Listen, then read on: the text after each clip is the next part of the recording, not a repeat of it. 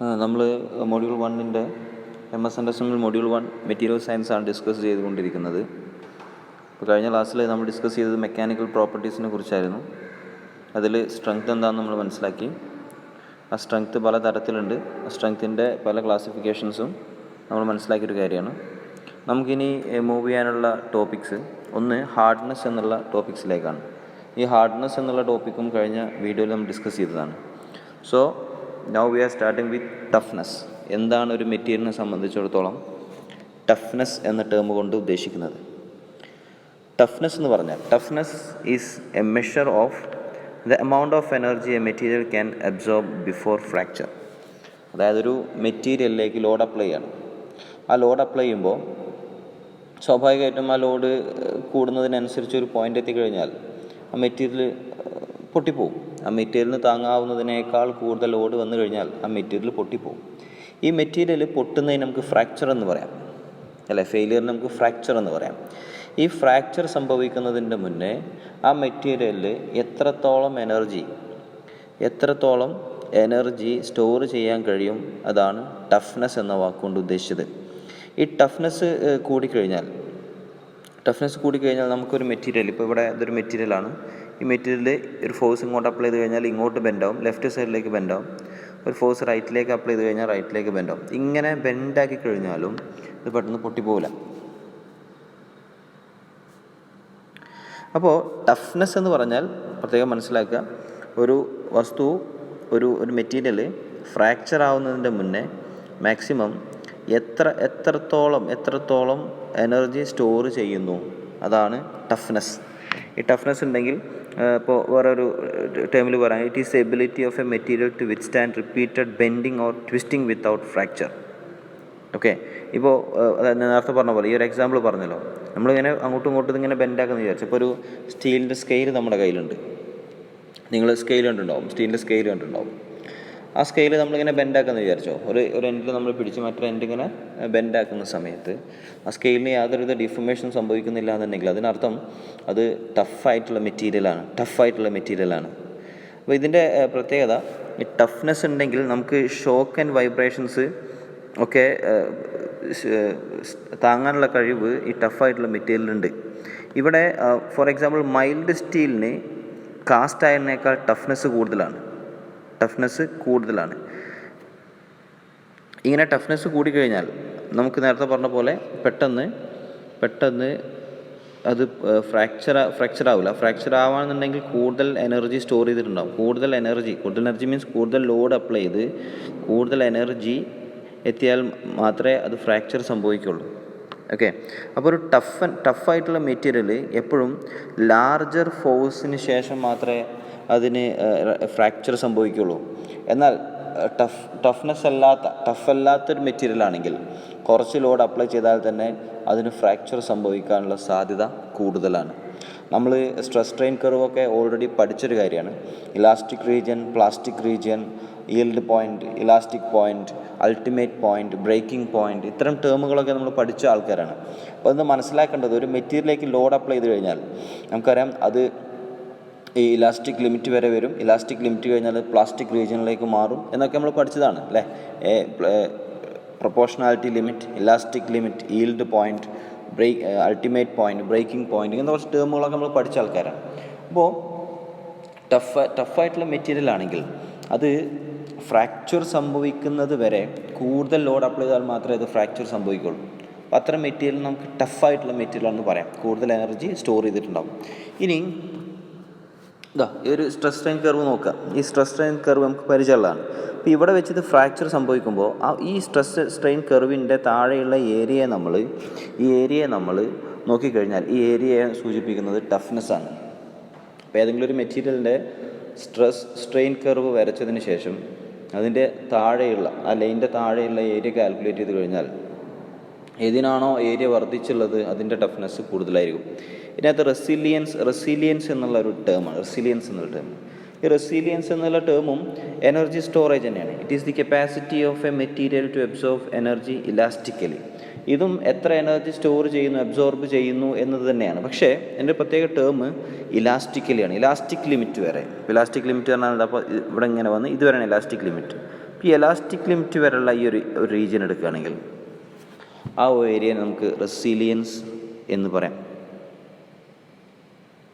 ഈ റെസിലിയൻസ് എന്നുള്ള പ്രോപ്പർട്ടി യഥാർത്ഥത്തിൽ സ്പ്രിങ്ങുകൾ, വാഹനത്തിൻ്റെ സ്പ്രിങ്ങുകൾ കണ്ടിട്ടുണ്ടാവും. ഈ സ്പ്രിങ്ങുകളിലൊക്കെ റെസിലിയൻസ് എന്നുള്ള പ്രോപ്പർട്ടി നമുക്ക് ആവശ്യമാണ്. കാരണം ലോഡ് അപ്ലൈ ചെയ്ത് കഴിഞ്ഞാൽ അതിൽ ഡിഫോർമേഷനൊക്കെ സംഭവിക്കുന്നുണ്ട്. ആ ഡിഫോർമേഷൻ സംഭവിക്കുമ്പോഴും ഇലാസ്റ്റിക് ലിമിറ്റിൽ കൂടുതൽ ലോഡിനെ സ്റ്റോർ ചെയ്യാൻ പറ്റണം. ഓക്കെ, പിന്നെ ആ ലോഡ് വിഡ്രോ ചെയ്ത് കഴിഞ്ഞാൽ പഴയ സ്റ്റേറ്റിലേക്ക് തന്നെ വരാനും കഴിയും. അപ്പോൾ ഈ റെസിലിയൻസ് എന്ന് പറഞ്ഞാൽ എനർജി അബ്സോർബ് ചെയ്യാനുള്ള കഴിവാണ്. ഒരു മെറ്റീരിയലിൻ്റെ എനർജി അബ്സോർപ്ഷൻ കഴിവാണ് ഏതുവരെ? ഇലാസ്റ്റിക് ലിമിറ്റിൻ്റെ ഉള്ളിൽ. ഇനി അടുത്ത ടേമാണ് ബ്രിട്ടിൽനെസ്. ബ്രിട്ടിൽനെസ് മീൻസ് പെട്ടെന്ന് പൊട്ടിപ്പോകുന്നൊരവസ്ഥ. പെട്ടെന്നല്ല, പൊട്ടിപ്പോകുന്നൊരവസ്ഥ. എങ്ങനെ പൊട്ടിപ്പോവുക? അപ്പോൾ സാധാരണഗതിയിൽ പെട്ടെന്ന് പൊട്ടിപ്പോകുക എന്നുള്ള മീനിങ് അല്ല കേട്ടോ, ഇതിന് ഇത് മിസ്റ്റേക്കാണ്. അങ്ങനെയല്ല, യഥാർത്ഥത്തിൽ അങ്ങനെയല്ല. ബ്രിട്ടിൽനെസ് പറഞ്ഞാൽ പൊട്ടിപ്പോവുക തന്നെയാണ്. എന്നിരുന്നാലും അത് നമുക്കൊരു സ്പെസിഫിക് ആയിട്ട് സംസാരിക്കുകയാണെങ്കിൽ, ഇപ്പോൾ ഈ ഒരു സ്ട്രെസ് സ്ട്രെയിൻ കർവ് എടുത്തു. എന്താ സംഭവിക്കുന്നത്? നമ്മൾ ലോഡ് അപ്ലൈ ചെയ്യുന്ന സമയത്ത് ഡീഫോർമേഷൻ സംഭവിക്കുന്നുണ്ട്. ഡീഫോർമേഷൻ സംഭവിച്ച് അത് ഇലാസ്റ്റിക് റീജിയനിൽ നിന്ന് പ്ലാസ്റ്റിക് റീജിയനിലേക്ക് മാറി അങ്ങനെ അവസാനം അത് ഫ്രാക്ചറായി പോവുകയാണ്. ബ്രിട്ടിൽ മെറ്റീരിയലിനെ സംബന്ധിച്ചിടത്തോളം നോക്കിയാൽ മനസ്സിലാവും. Brittleness of a material is the property of breaking without much permanent distortion. അതായത് ഞാനൊരു എക്സാമ്പിളിന് ഇവിടെ ഒരു മെറ്റീരിയൽ വരയ്ക്കുകയാണ്. ഓക്കെ, ഈ മെറ്റീരിയലിലേക്ക് ലോഡ് അപ്ലൈ ചെയ്യാണ്, ഒരു ടെൻസൈൽ ലോഡ് അപ്ലൈ ചെയ്യാണ്. അപ്പോൾ ഈ മെറ്റീരിയൽ എന്ത് ചെയ്യും? ഇതിൻ്റെ ലെങ്ത്ത് വർദ്ധിക്കും. നമ്മളറിയുന്ന കാര്യമാണ് അല്ലേ? അങ്ങനെ ലെങ്ത്ത് വർദ്ധിക്കുക മീൻസ് ഡിസ്റ്റോർഷൻ സംഭവിക്കുക, ഡീഫർമേഷൻ സംഭവിക്കുക. അങ്ങനെ ഡീഫർമേഷനൊക്കെ സംഭവിച്ച് അവസാനം മാത്രമേ ഇത് പൊട്ടിപ്പോവുള്ളൂ. പക്ഷേ ബ്രിട്ടിൽ മെറ്റീരിയൽസ് അങ്ങനെയല്ല, ഡീഫർമേഷൻ അത്രത്തോളം കാണൂല. ഇപ്പോൾ നിങ്ങൾ ഫോർ എക്സാമ്പിൾ നമ്മളൊരു ഗ്ലാസ് എടുത്തു എന്ന് വിചാരിച്ചോ, ആ ഗ്ലാസ്സിലേക്ക് ലോഡ് അപ്ലൈ ചെയ്യുന്ന സമയത്ത് ആ ഗ്ലാസ് ലെങ്ത്ത് കൂടി അങ്ങനെ പൊട്ടിപ്പോവല്ല. നമുക്കറിയാം, നമ്മൾ കാണുന്ന ആൾക്കാരാണ്. ഗ്ലാസ്സൊക്കെ നിലത്തേക്ക് ഫ്ലോറിലേക്ക് വീഴുന്ന സമയത്ത് അത് പൊട്ടിപ്പോകുന്നൊരവസ്ഥ നമ്മൾ എക്സ്പീരിയൻസ് ചെയ്ത ആൾക്കാരാണ്.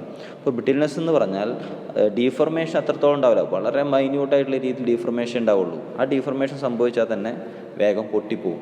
അല്ലാതെ ഇലാസ്റ്റിക് റീജിയനിൽ നിന്ന് പ്ലാസ്റ്റിക് റീജിയനിലേക്ക് മാറി അങ്ങനെ സമയമെടുത്ത് ലെങ്ത്ത് വർദ്ധിച്ച് ഡിഫോർമേഷൻ വളരെ കൂടി അങ്ങനെ പൊട്ടിപ്പോകുന്നൊരവസ്ഥ ഒന്നുമില്ല. പെട്ടെന്ന് എന്ത് ചെയ്യും? പൊട്ടിപ്പോവും. പെട്ടെന്ന് പൊട്ടിപ്പോവുക മീൻസ് ഡിസ്റ്റോർഷൻ സംഭവിക്കാതെ പെട്ടെന്ന് പൊട്ടിപ്പോവും. ഓക്കെ, പെട്ടെന്ന് പൊട്ടിപ്പോകുന്നുള്ള വാക്ക് നമ്മൾ വെറും പെട്ടെന്ന് പൊട്ടിപ്പോകുന്നൊരു വസ്തു എന്ന് പറഞ്ഞാൽ അതിൽ കുറച്ച് തെറ്റിദ്ധാരണ ഉണ്ട്. കാരണം ഇപ്പോൾ നമ്മൾ ചൈനയിലൊക്കെ ഗ്ലാസ് ബ്രിഡ്ജസ് കണ്ടിട്ടുണ്ടാവും. ആ ഗ്ലാസ് ബ്രിഡ്ജസിലൊക്കെ എത്ര ആൾക്കാർ നടന്നു പോകുന്നുണ്ട്, അത്രയും ലോഡ് ആ ഗ്ലാസ് താങ്ങുന്നുണ്ട് അല്ലേ? ഈ ഗ്ലാസ് എന്നുള്ള മെറ്റീരിയൽ സ്ട്രെങ്തൻ ആയിട്ടുള്ള മെറ്റീരിയൽ തന്നെയാണ്. പക്ഷേ അതെങ്ങാനും ഫ്രാക്ചർ ആവുകയാണെങ്കിൽ, ബ്രേക്ക് ആവുകയാണെങ്കിൽ അതിന് ഡിസ്റ്റോർഷൻ അല്ലെങ്കിൽ ഡീഫർമേഷൻ സംഭവിക്കാൻ നിൽക്കില്ല. അതാണ് ഉദ്ദേശം. മനസ്സിലാവുന്നുണ്ടോ? അപ്പോൾ അതിന് താങ്ങാവുന്നതിനേക്കാൾ കൂടുതൽ ലോഡ് വന്നു കഴിഞ്ഞാൽ ഡീഫോർമേഷൻ ഒന്നും സംഭവിക്കാതെ പെട്ടെന്ന് പൊട്ടിപ്പോകും. അതാണ് അതിൻ്റെ എക്സാക്റ്റ് മീനിങ്. അപ്പോൾ ബ്രിട്ടിൽനെസ് എന്നുള്ള ഒരു ടേം നിങ്ങൾ മനസ്സിലാക്കി വെക്കുക. ഈ ബ്രിട്ടിൽനെസ് തന്നെ ഹോട്ട് ഓർ റെഡ് ഷോർട്ട്നെസ് എന്നും കോൾഡ് ഷോർട്ട്നെസ് എന്നും പറയാറുണ്ട്. ഓക്കെ, അപ്പോൾ ഇതിൽ മനസ്സിലാക്കേണ്ട മറ്റൊരു കാര്യം അവിടെ പറഞ്ഞിട്ട് അടുത്ത ഇതിലേക്ക് പോകാം.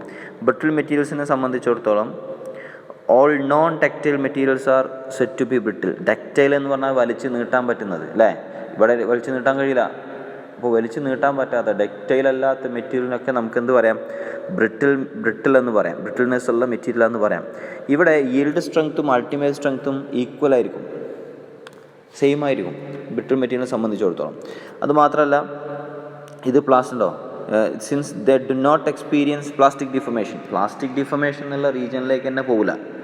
ഓക്കെ, അതായത് നിങ്ങൾക്ക് മനസ്സിലായെന്ന് വിചാരിക്കുന്നു. അപ്പോൾ ഞാൻ ഈ ഒരു ഗ്രാഫ് കൂടെ വരയ്ക്കുകയാണ്. ഗ്രാഫ് വരക്കുമ്പോൾ ഇങ്ങനെ പോവും, പ്രൊപ്പോർഷണൽ ലിമിറ്റ് പോവും, പിന്നെ ഇങ്ങനെ കർവ് വരും അല്ലേ? അപ്പോൾ ഈ ഭാഗം കഴിഞ്ഞാൽ പിന്നെ ഇങ്ങോട്ട് പ്ലാസ്റ്റിക്കാണ്. പക്ഷേ ഗ്ലാസിനൊക്കെ സംബന്ധിച്ചിടത്തോളം ഇങ്ങനെ ലോഡ് അപ്ലൈ ചെയ്ത് ഇവിടെ എത്തിയാൽ തന്നെ എന്ത് ചെയ്യും? അത് പൊട്ടിപ്പോവും. അല്ലാതെ പ്ലാസ്റ്റിക് ഡിഫോർമേഷന് വേണ്ടിയിട്ടൊന്നും അത് വെയിറ്റ് ചെയ്യില്ല. മനസ്സിലായെന്ന് വിചാരിക്കുന്നു. അപ്പോൾ അതിൽ ബ്രിട്ടിൽനെസ്സിന് മറ്റൊരു പേരിൽ നമ്മൾ വിളിക്കും, ദാറ്റ് ഈസ് കോൾഡ് ഷോർട്ട്നെസ് എന്ന് വിളിക്കും. ഈ ഷോർട്ട്നെസ് എന്ന് പറഞ്ഞാൽ ഷോർട്ട്നെസ് എന്ന ബ്രിട്ടിൽനെസ് തന്നെയാണ്. അതിൽ ഹോട്ട് ഓർ റെഡ് ഷോർട്ട്നെസ് എന്ന് പറഞ്ഞാൽ റെഡ് ഹോട്ട് സ്റ്റേറ്റിൽ, അതായത് അറ്റ് എലിവേറ്റഡ് ടെമ്പറേച്ചർ ഉയർന്ന അവസ്ഥയിൽ ചില മെറ്റൽ ബ്രിട്ടിൽനെസ് കാണിക്കും. അതിന് വിളിക്കുന്ന പേരാണ് ഹോട്ട് ഓർ റെഡ് ഷോർട്ട്നെസ്. എന്നാൽ കോൾഡ് ഷോർട്ട്നെസ് എന്ന് പറഞ്ഞാൽ ചില മെറ്റൽ സാധാരണ കോൾഡ് സ്റ്റേറ്റിൽ നമ്മുടെ ലോവർ ക്രിട്ടിക്കൽ ടെമ്പറേച്ചറിനേക്കാൾ അല്ലെങ്കിൽ നമ്മുടെ ഈ ഒരു സാധാരണ ടെമ്പറേച്ചറിൽ തന്നെ ബ്രിട്ടിൽനെസ് കാണിക്കും. അതിൽ ഇനി ബ്രിട്ടിൽനെസ് എന്താണെന്ന് എങ്ങനെയാണ് ബ്രിട്ടിൽനെസ് നമുക്ക് അളക്കാം? Metals with percentage elongation less than 5% is called or brittle in behaviour. അതായത് നമ്മൾ സ്ട്രെസ് സ്ട്രെയിൻ കർവ് വരക്കുന്ന സമയത്ത് പെർസെൻറ്റേജ് ഇലോങ്ങേഷൻ എന്നുള്ളൊരു ടേം പഠിച്ചിട്ടുണ്ട്. ആ പെർസെൻറ്റേജ് ഇലോങ്ങേഷൻ നമ്മൾ കാൽക്കുലേറ്റ് ചെയ്ത് കഴിഞ്ഞാൽ ആ പെർസെൻറ്റേജ് ഇലോങ്ങേഷൻ്റെ പെർസെൻറ്റേജ്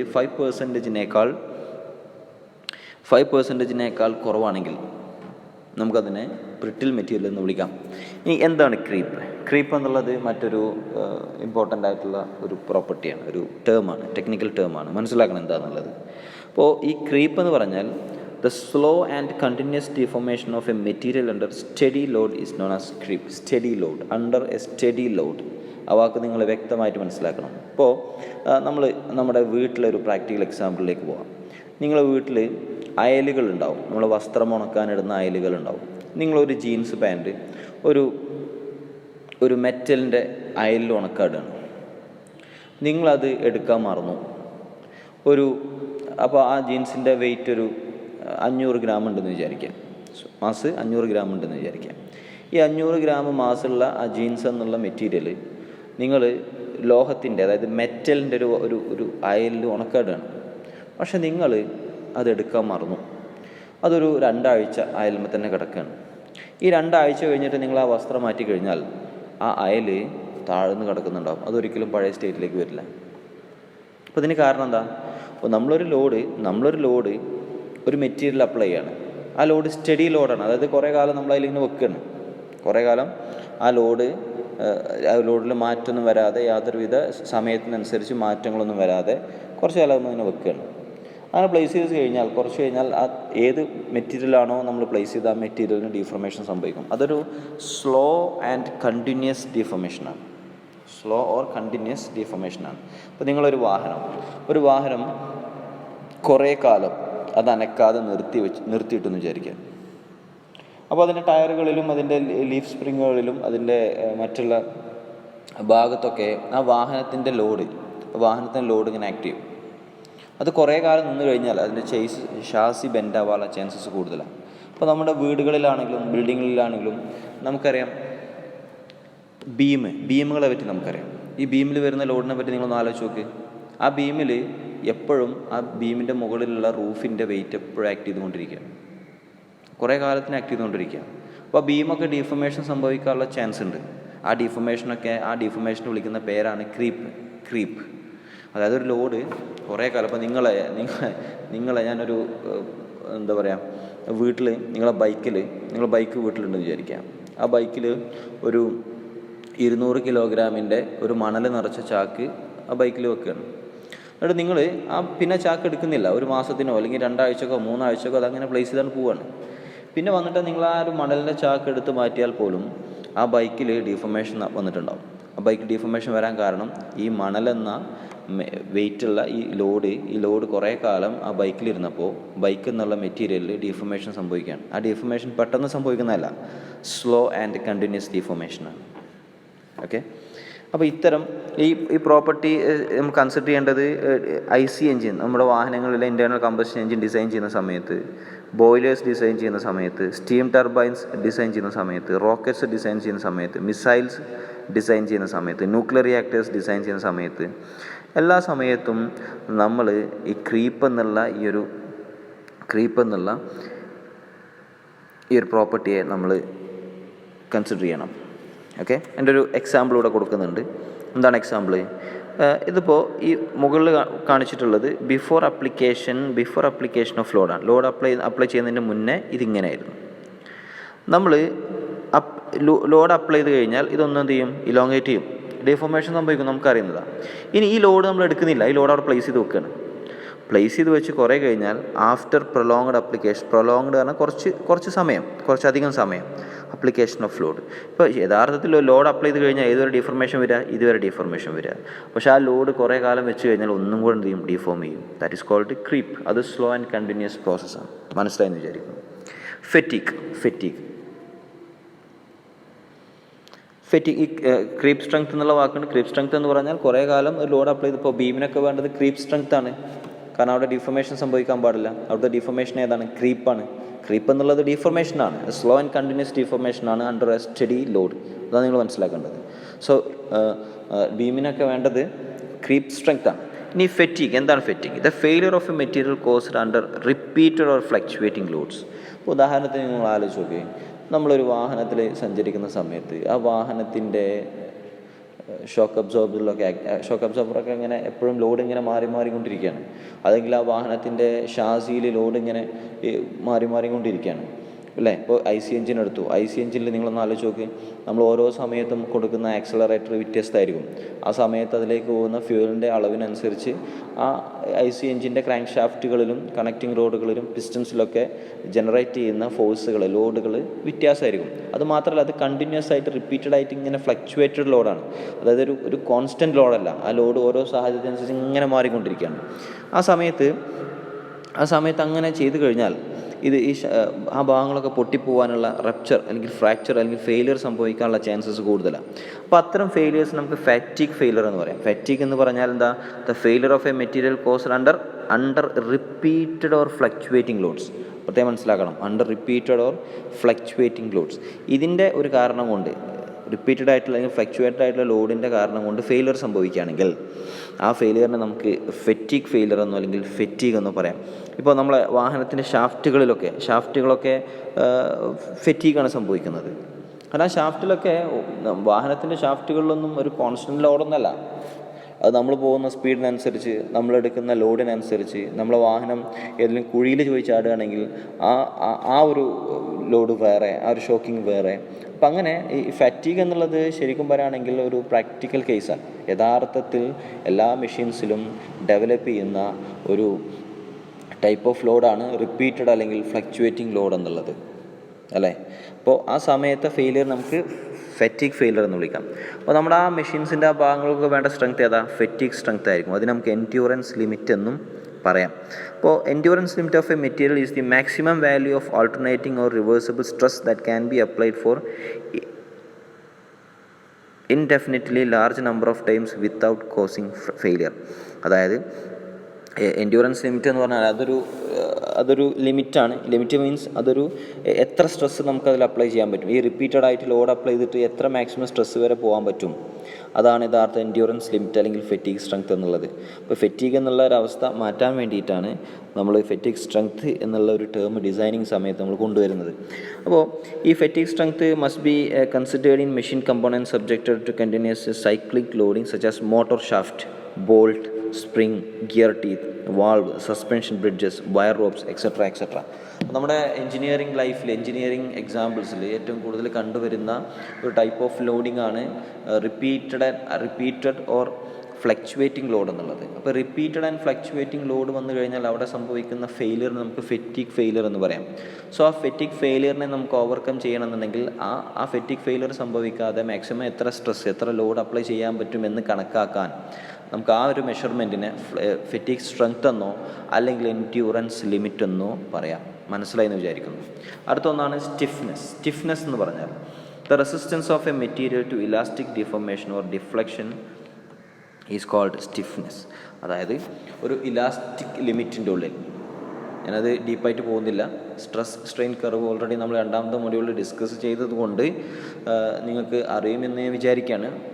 നമുക്ക് ഇലാസ്റ്റിക് ലിമിറ്റ് എന്നുള്ള ടേം മനസ്സിലാക്കിയതാണ്. സോ ഇലാസ്റ്റിക് ലിമിറ്റിൻ്റെ ഉള്ളിൽ ലോഡ് അപ്ലൈ ചെയ്ത് കഴിഞ്ഞാൽ ഡീഫർമേഷൻ എത്ര കുറവ് സംഭവിക്കുന്നോ ആ മെറ്റീരിയലിന് നമുക്ക് പറയാം സ്റ്റിഫ്നെസ് കൂടുതലാണ് എന്നുള്ളത്. സോ സ്റ്റിഫ്നെസ് കൂടിയ മെറ്റീരിയലിൻ്റെ പ്രത്യേകത, ലോഡ് അപ്ലൈ ചെയ്ത് കഴിഞ്ഞാൽ പെട്ടെന്ന് ഡീഫർമേഷൻ സംഭവിക്കില്ല. ഓക്കെ, അപ്പോൾ സ്റ്റിഫ്നെസ് എന്നുള്ള ടേം നമ്മൾ ഡിസൈൻ ചെയ്യുന്ന സമയത്ത് മനസ്സിലാക്കണം. ഈ സ്റ്റിഫ്നെസ് നമുക്ക് അളക്കാൻ വേണ്ടി നമ്മൾ ടേം പഠിച്ചിട്ടുണ്ട്. യങ്സ് മോഡുലസ് അല്ലെങ്കിൽ മോഡുലസ് ഓഫ് ഇലാസ്റ്റിസിറ്റി എന്നുള്ള ടേം നമ്മൾ പഠിച്ചിട്ടുണ്ട് അല്ലേ?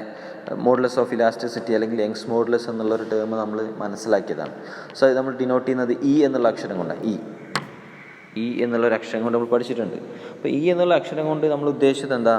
ഈ കൂടുന്തോറും ആ മെറ്റീരിയലിൻ്റെ, ഇപ്പം നിങ്ങൾക്ക് ഇങ്ങനെ ഇക്വേഷൻ പഠിച്ചിരുന്നു, delta L is equal to PL/AE എന്നുള്ളൊരു ഇക്വേഷൻ പഠിച്ചിരുന്നു. അപ്പോൾ ഇവിടെ ഡെൽറ്റ എൽ എന്ന് പറഞ്ഞാൽ ചേഞ്ച് ഇൻ ലെങ്ത് ആണ്, ഡീഫർമേഷനാണ്. ഇ എന്ന് പറഞ്ഞാൽ യങ്സ് മോഡുലസ് അല്ലെങ്കിൽ മോഡുലസ് ഓഫ് ഇലാസ്റ്റിസിറ്റിയാണ്. അപ്പോൾ ഇ കൂടിയാൽ ഇത് ഇൻവേഴ്സ്ലി പ്രൊപ്പോർഷണൽ, കാരണം ഇത് ന്യൂമറേറ്ററാണ്, ഇത് ഡിനോമിനേറ്ററാണ്. അപ്പോൾ ഇവിടെ എല്ല് കൂടുന്ന സമയത്ത് ഇ കുറയണം. അപ്പോൾ ഇ എന്നുള്ള സംഭവം യങ്സ് മോഡുലസ് കുറഞ്ഞ മെറ്റീരിയൽ ആണെങ്കിൽ അതിൻ്റെ ഡീഫർമേഷൻ കൂടുതലായിരിക്കും. കാരണം ഇൻവേഴ്സ്ലി പ്രൊപ്പോർഷണലാണ്. അപ്പോൾ അത് ഈ സൂചിപ്പിക്കുന്ന സ്റ്റിഫ്നെസ്സിനെയാണ്. ഡീഫർമേഷൻ കൂടുതൽ സംഭവിക്കുകയാണെങ്കിൽ നമുക്കതിനെ പറയാം സ്റ്റിഫ്നെസ് കുറവാണ്.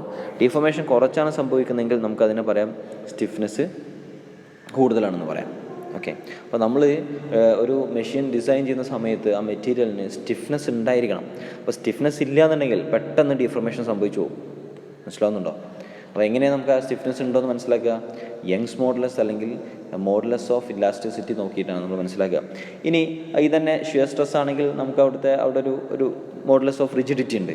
ഇനി വോളിയോമെട്രിക് സ്ട്രെയിൻ ആണ് സംഭവിക്കുന്നതെങ്കിൽ അവിടെ ബൾക്ക് മോഡുലസ് ഉണ്ട്. ഈ ബൾക്ക് മോഡുലസും മോഡുലസ് ഓഫ് റിജിഡിറ്റിയും അതേപോലെ തന്നെ യങ്സ് മോഡുലസും ഒക്കെ സ്റ്റിഫ്നെസ്സിനെ പല കണ്ടീഷൻസിലും പല സിറ്റുവേഷൻസിലും സ്റ്റിഫ്നെസ്സിനെ കാണിക്കുന്ന ഒരു ടേമാണ്, ഒരു എഞ്ചിനീയറിംഗ് ടേമാണ്.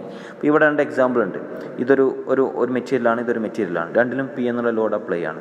അപ്പോൾ ഏതാണ് പെട്ടെന്ന് ലെങ്ത് കുറഞ്ഞത്? ഈ മെറ്റീരിയലാണ്, ഒന്നാമത്തെ മെറ്റീരിയലാണ്. അപ്പോൾ ഇത് സ്റ്റിഫ്നെസ് കുറവാണ്, കാരണം പെട്ടെന്ന് ഡീഫർമേഷൻ സംഭവിക്കുന്നുണ്ട്. പക്ഷേ ഇതിൻ്റെ ഡീഫർമേഷൻ കുറവാണ്, വിച്ച് മീൻസ് ഇതിൻ്റെ സ്റ്റിഫ്നെസ് കുറച്ച് കൂടുതലാണ്. ഇനി എന്താണ് ductility? Ductility it is the ability of a material to be drawn from a large section to small section without rupture. അതായത് ഇപ്പോൾ നമ്മളൊരു മെറ്റീരിയലിനെ വലിച്ച് നീട്ടാനുള്ള കഴിവിനെ ഇപ്പോൾ എങ്ങനെ പറയാം, ഇങ്ങനൊരു മെറ്റീരിയൽ എടുത്ത് വിചാരിച്ചു, അല്ലെങ്കിൽ ലോഡ് അപ്ലൈ ചെയ്യണം. ഓക്കെ, ലോഡ് അപ്ലൈ ചെയ്ത് നമ്മളിതിനെ അതിൻ്റെ ലെങ്ത്ത് കൂട്ടണം. ലെങ്ത്ത് കൂടുമ്പോൾ അതിൻ്റെ തിക്നെസ് കുറയും. അപ്പോൾ ഇങ്ങനെ എല്ലാ മെറ്റീരിയലും ഇത്ര തിക്നെസ്സിലേക്ക് വലിച്ചു നീട്ടാൻ കഴിയില്ല. ചില മെറ്റീരിയലിന് കഴിയില്ല, എന്നാൽ ചില മെറ്റീരിയലിന് കഴിയും. അത്തരം മെറ്റീരിയലിനെ വിളിക്കുന്ന പേരാണ് ഡക്റ്റിലിറ്റി. ഇപ്പോൾ ഈ ഡക്റ്റിലിറ്റി നമ്മൾ പെർസെൻറ്റേജ് ഇലോങ്ങേഷൻ വെച്ച് പറയാറുണ്ട്. നമ്മൾ നേരത്തെ ബ്രിട്ടിൽ മെറ്റീരിയൽസിൻ്റെ കാര്യം പറയുന്നു. പെർസെൻറ്റേജ് ഇലോങ്ങേഷൻ 5% താഴെയാണെങ്കിൽ അത് ബ്രിട്ടിൽ മെറ്റീരിയൽസ് ആയിരിക്കും.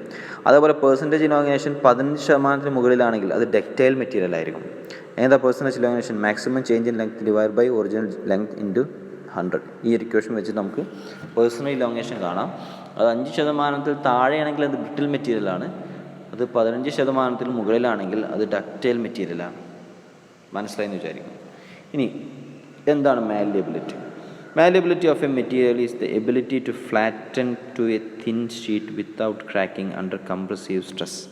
അടിച്ച് പരത്താനുള്ള കഴിവ്. ഓക്കെ, ഈ ഡെഫിനിഷൻ നിങ്ങൾ മനസ്സിലാക്കുക. പക്ഷേ എൻ്റെ കോൺസെപ്റ്റ് എന്താ? ഇപ്പോൾ ഇവിടെ താഴെ ഒരു ചിത്രമുണ്ട്. ആ ചിത്രം നോക്കി നോക്ക്. താഴെ ഒറിജിനൽ ഫോം ഉണ്ട്. അതിൻ്റെ original form thinner section on compression. അതായത് നമ്മളൊരു ഇങ്ങനെ മെറ്റീരിയൽ എടുത്തു, ഇതിലേക്ക് ഒരു കംപ്രസീവ് ലോഡ് കൊടുക്കണം. ലോഡ് കൊടുത്തു കഴിഞ്ഞാൽ അതെന്ത് ചെയ്യും? തിക്നെസ് കുറഞ്ഞതിന് ഫ്ലാറ്റായി മാറും. അടിച്ച് പരത്താൻ പറ്റും. ഓക്കെ, അങ്ങനെ അടിച്ച് പരത്തി ഒരു വളരെ കട്ടി കുറഞ്ഞ ഷീറ്റിലേക്ക് മാറ്റാൻ പറ്റുകയാണെങ്കിൽ അത്തരം മെറ്റീരിയൽ നമുക്ക് മാലിയബിലിറ്റി എന്ന് പറയാം. ഓക്കെ, അപ്പോൾ ഡക്റ്റിലിറ്റി, ബ്രിട്ടിൽനെസ് എന്താണെന്ന് മനസ്സിലാക്കുക, ഡക്റ്റിലിറ്റി എന്താണെന്ന് മനസ്സിലാക്കുക, മാലിയബിലിറ്റി എന്താണെന്ന് മനസ്സിലാക്കുക. ഇപ്പോൾ ഈ നമുക്കറിയാം ഈ സ്വർണം, ഗോൾഡ്, അലുമിനിയം, കോപ്പറൊക്കെ മാലിയബിൾ മെറ്റൽസാണ്. ഇപ്പോൾ കോപ്പറിൻ്റെ വയർ കണ്ടുണ്ടാവും. ഇലക്ട്രിസിറ്റിയിൽ ഉപയോഗിക്കുന്ന നമ്മുടെ ഇലക്ട്രിസിറ്റി പാസ് ചെയ്യാൻ ഉപയോഗിക്കുന്ന വയറുകൾ കണ്ടുണ്ടാവും. അതൊക്കെ എന്താ? കോപ്പറാണ്. അത് വലിച്ച് നീട്ടാണ് അല്ലേ? അല്ലെങ്കിൽ അത് ഡക്റ്റൈൽ മെറ്റീരിയലാണ്, അതേപോലെ മാലിയബിൾ മെറ്റീരിയലുമാണ്. ഓക്കെ, അപ്പോൾ അതിൽ മനസ്സിലാക്കേണ്ട കാര്യം, ഇപ്പോൾ ഗോൾഡ് നമ്മൾ എന്താ ചെയ്യുന്നത്? ഗോൾഡ് എന്നുള്ള മെറ്റീരിയൽ നമ്മൾ അടിച്ച് പരത്തി വളരെ തിന്നായിട്ടുള്ള ഭാഗത്തേക്ക് മാറ്റി പല വർക്കുകളും നമ്മളതിൽ ചെയ്യുന്നുണ്ട്. അത് മാലിയബിൾ ആയിട്ടുള്ള മെറ്റീരിയൽ ആയതുകൊണ്ടാണ്. ഓക്കെ, അപ്പോൾ അടിച്ച് പരത്താൻ പറ്റുന്നതിനൊക്കെ നമുക്ക് മാലിയബിൾ മെറ്റീരിയൽ എന്ന് പറയാം. ഇനി എന്താണ് elasticity? Elasticity it is the ability of a material to regain its original shape and size after removal of load. അതായത് നമ്മളിപ്പോൾ ഇവിടെ ഒരു എക്സാമ്പിൾ പറയുകയാണ്. ഈ ഡോട്ടറായിട്ടുള്ള മെറ്റീരിയൽ നമ്മൾ ലോഡ് അപ്പ് ചെയ്ത് കഴിഞ്ഞാൽ ഈ രൂപത്തിലേക്ക് മാറും. അതിൻ്റെ ലെങ്ത്ത് കൂടും, അതിൻ്റെ വീതി കുറയും അല്ലേ, വിഡ്ത്ത് കുറയും. ഇങ്ങനെ കുറഞ്ഞു നമ്മൾ ആ ലോഡാണ്ട് ഒഴിവാക്കി കഴിഞ്ഞാൽ അത് പഴയ ഷേപ്പിലേക്ക് തന്നെ വന്ന് നോക്കും. ഇപ്പോൾ നമ്മളെ കയ്യിൽ റബ്ബർ ബാൻഡ് ഉണ്ടെന്ന് വിചാരിച്ചു. ആ റബ്ബർ ബാൻഡ് പിടിച്ച് വലിക്കുമ്പോൾ അതിൻ്റെ ലെങ്ത്ത് വർദ്ധിക്കാറുണ്ട്. നമ്മൾ ആ വലിക്കുന്ന ഫോഴ്സ് കണ്ട് ഒഴിവാക്കിയാലോ അത് പഴയ സ്റ്റേറ്റിലേക്ക് തന്നെ തിരിച്ചു വരും, പഴയ രൂപത്തിലേക്ക് തന്നെ തിരിച്ചു വരും. അത്തരം മെറ്റീരിയലിനെ നമുക്ക് ഇലാസ്റ്റിസിറ്റി എന്ന് പറയാം. അപ്പോൾ പ്ലാസ്റ്റിസിറ്റി എന്ന് പറഞ്ഞാൽ എന്താ? പ്ലാസ്റ്റിസിറ്റി എന്ന് പറഞ്ഞാൽ അത് അതിൻ്റെ ഡീഫർമേഷൻ സംഭവിച്ചു കഴിഞ്ഞാൽ നമ്മൾ അപ്ലൈ ചെയ്ത ഒരു ഒബ്ജക്റ്റിലേക്ക് ലോഡ് അപ്ലൈ ചെയ്യണം. അപ്പോൾ ഞാൻ ഈ ഒബ്ജക്റ്റിലേക്ക് ലോഡ് അപ്ലൈ ചെയ്യണം. ലോഡ് അപ്ലൈ ചെയ്ത് കഴിഞ്ഞാൽ നമുക്കറിയാതെ ടെൻസൈൽ ലോഡ് ആയതുകൊണ്ട് ഇതിൻ്റെ ലെങ്ത്ത് വർദ്ധിക്കും. അപ്പോൾ ഈ ലെങ്ത്ത് വർദ്ധിച്ചതിന് ശേഷം ഞാൻ ഈ ലോഡ് ഇവിടെ അപ്ലൈ ചെയ്ത പി എന്നുള്ള ലോഡ് റിമൂവ് ചെയ്യണം. റിമൂവ് ചെയ്താലും ഈ സംഭവം ഈ പഴയ ഷേപ്പിലേക്ക് തിരിച്ച് വരില്ല. അത്തരം മെറ്റീരിയൽ നമുക്ക് പ്ലാസ്റ്റിസിറ്റി എന്ന് പറയാം. ഈ പ്ലാസ്റ്റിസിറ്റി നമുക്ക് ആവശ്യമാണ്. ഇപ്പോൾ നമ്മൾ ഫോമിങ്, ഷേപ്പിംഗ്, അതേപോലെ മറ്റേതെങ്കിലും കോൾഡ് ആൻഡ് ഹോൾഡ് പ്രോസസ്സിലൊക്കെ ഒരു വസ്തുവിനെ മറ്റൊരു ഷേപ്പിലേക്ക് മാറ്റണമെന്നുണ്ടെങ്കിൽ നമ്മൾ ലോഡ് അപ്ലൈ ചെയ്തിട്ടാണ് ആ ഷേപ്പിലേക്ക് മാറ്റുക. ഷേപ്പിലേക്ക് മാറ്റിയതിന് ശേഷം ലോഡ് റിമൂവ് ചെയ്ത് കഴിഞ്ഞാൽ ഒരിക്കലും പഴയ സ്റ്റേറ്റിലേക്ക് വരാൻ പാടില്ല അല്ലേ? അങ്ങനെ വന്നു കഴിഞ്ഞാൽ അതുവരെ ചെയ്ത പ്രവർത്തനങ്ങൾക്ക് എന്താണ്? വേസ്റ്റാണ്. അപ്പോൾ നമ്മളെ സംബന്ധിച്ചിടത്തോളം ഇലാസ്റ്റിസിറ്റിയും പ്ലാസ്റ്റിസിറ്റിയും നമുക്ക് ആവശ്യമുണ്ട്. ഓക്കെ, അപ്പോൾ ഒരു മെഷീനൊക്കെ ഡിസൈൻ ചെയ്യുന്ന സമയത്ത് നമുക്ക് അവിടെ വേണ്ടത് ഇലാസ്റ്റിസിറ്റിയാണ്. അതൊരിക്കലും മെഷീൻ്റെ ഷേപ്പ് മാറാൻ പാടില്ലല്ലോ. എത്ര ലോഡ് വന്നാലും ആ ഷേപ്പിൽ തന്നെ അത് റീഗെയിൻ ചെയ്ത് ഒറിജിനൽ ഷേപ്പിലേക്ക് തന്നെ ലോഡ് റിമൂവ് ചെയ്ത് കഴിഞ്ഞാൽ തിരിച്ചു വരേണ്ട ഒരവസ്ഥ ആ മെഷീൻ ഉണ്ടായിരിക്കണം. അപ്പോൾ ഇത്തരം ടോപ്പിക്കുകളൊക്കെ നിങ്ങൾ മനസ്സിലാക്കുക. അപ്പോൾ നമ്മൾ ഇതുവരെ സംസാരിച്ചത് മെക്കാനിക്കൽ പ്രോപ്പർട്ടി ആയിരുന്നു. മെക്കാനിക്കൽ പ്രോപ്പർട്ടി എന്താണെന്ന് മനസ്സിലാക്കി വെക്കുക. ആ മെക്കാനിക്കൽ പ്രോപ്പർട്ടിയെ സംബന്ധിച്ചിടത്തോളം ആദ്യം നമ്മൾ ഡിസ്കസ് ചെയ്ത് സ്ട്രെങ്ത്തിനെ കുറിച്ചായിരുന്നു. സ്ട്രെങ്ത്ത് നമുക്കറിയാം, ടെൻസൈൽ സ്ട്രെങ്ത് ഉണ്ട്, അതേപോലെ തന്നെ കംപ്രസീവ് സ്ട്രെങ്ത് ഉണ്ട്, ഷിയർ സ്ട്രെങ്ത് ഉണ്ട്, ടോർഷണൽ സ്ട്രെങ്ത് ഉണ്ട്, ബെൻഡിങ് സ്ട്രെങ്ത് ഉണ്ട്. അത് കഴിഞ്ഞ് നമ്മൾ ഡിസ്കസ് ചെയ്ത് ഹാർഡ്നെസ്സിനെ കുറിച്ചായിരുന്നു. അപ്പോൾ ഹാർഡ്നെസ്സിൻ്റെ ഫിഗറൊക്കെ വെച്ച് നിങ്ങളതിൻ്റെ കോൺസെപ്റ്റ് മനസ്സിലാക്കണം. പിന്നെ ടഫ്നെസ് എന്താണെന്നത് നമ്മൾ ഡിസ്കസ് ചെയ്തു. അതിനുശേഷം ഈ ടഫ്നെസ് ഡിസ്കസ് ചെയ്യുമ്പോൾ ഈ ഒരു ഗ്രാഫൊക്കെ, സ്ട്രെസ് സ്ട്രെയിൻ ഗ്രാഫൊക്കെ നിങ്ങൾ കൃത്യമായിട്ട് മനസ്സിലാക്കണം. അതേപോലെ റെസിലിയൻസ് എന്നുള്ള ഒരു ടേമിനെ കുറിച്ചും പ്രോപ്പർട്ടിയെക്കുറിച്ചും നമ്മൾ മനസ്സിലാക്കി. ബ്രിട്ടിൽനെസ് എന്നുള്ള പ്രോപ്പർട്ടീസും നമ്മൾ മനസ്സിലാക്കിയതാണ്. ഇനി ക്രീപ്പ് നമ്മൾ എന്താ പറയുക, ഒന്നും കൂടെ കൃത്യമായിട്ട് അതിൻ്റെ കോൺസെപ്റ്റ് നിങ്ങൾ മനസ്സിലാക്കേണ്ട ആൾക്കാരാണ്. സോ ക്രീപ്പ് നമ്മൾ പഠിച്ചു. അതേപോലെ ഫെറ്റിക് സ്ട്രെങ്ത്തിനെ കുറിച്ച് നമ്മൾ ഡിസ്കസ് ചെയ്തതാണ്. ദെൻ സ്റ്റിഫ്നെസ് നമ്മൾ മനസ്സിലാക്കി. Then ductility, malleability, elasticity, plasticity. അപ്പോൾ ഇത്രയും മെക്കാനിക്കൽ പ്രോപ്പർട്ടിയെ കുറിച്ചായിരുന്നു ഇന്നത്തെ ക്ലാസ്സിൽ നമ്മൾ ഡിസ്കസ് ചെയ്തത്. അപ്പോൾ മെക്കാനിക്കൽ പ്രോപ്പർട്ടി നമ്മൾ വൈൻഡപ്പ് ചെയ്യാണ്. ഇനി നമ്മൾ മെറ്റീരിയലിലേക്ക് കിടക്കുകയാണ്. ഓട്ടോമൊബൈൽ എഞ്ചിനീയറിംഗ് മേഖലകളിൽ ഉപയോഗിക്കുന്ന പ്ലാസ്റ്റിക് മെറ്റീരിയലുകളെ കുറിച്ചും മറ്റുള്ള മെറ്റീരിയൽസിനെ കുറിച്ചും നമ്മൾ മനസ്സിലാക്കുകയാണ്. അപ്പോൾ അടുത്ത ക്ലാസ്സിൽ നമുക്കത് വിശദമായിട്ട് ഡിസ്കസ് ചെയ്യാം. അപ്പോൾ ഇതുവരെയുള്ള കാര്യങ്ങളൊക്കെ നമ്മൾ ഫസ്റ്റ് വീഡിയോ തുടങ്ങിയത് മുതൽ സ്റ്റീൽസിനെ കുറിച്ച് സംസാരിച്ചു. അതേപോലെ തന്നെ നമ്മൾ സോളിഡിഫിക്കേഷൻ പ്രോസസ്സിനെ കുറിച്ച് നമ്മൾ മനസ്സിലാക്കിയതാണ്. അതേപോലെ തന്നെ ഹീറ്റ് ട്രീറ്റ്മെൻറ്റ് പ്രോസസ്സിനെ കുറിച്ചും അതിൻ്റെ ഇമ്പോർട്ടൻസിനെ കുറിച്ചും മനസ്സിലാക്കിയതാണ്. അതേപോലെ തന്നെ നമ്മൾ അലോയ് സ്റ്റീൽസിനെ കുറിച്ചും മനസ്സിലാക്കിയതാണ്. സ്റ്റെയിൻലെസ് സ്റ്റീൽസിനെ കുറിച്ചും നമ്മൾ മനസ്സിലാക്കിയതാണ്. അത് കഴിഞ്ഞായിരുന്നു മെക്കാനിക്കൽ പ്രോപ്പർട്ടി നമ്മൾ ഡിസ്കസ് ചെയ്തത്. അപ്പോൾ ഇത്രയും കാര്യങ്ങളൊക്കെ വളരെ എഫക്റ്റീവായിട്ട് തന്നെ പഠിക്കുക. സംശയങ്ങളുണ്ടെങ്കിൽ ചോദിക്കുക. Okay, thank you.